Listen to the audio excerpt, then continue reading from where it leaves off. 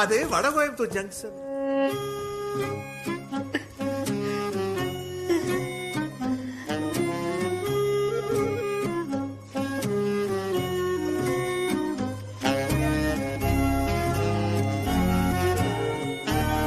அச்சோ,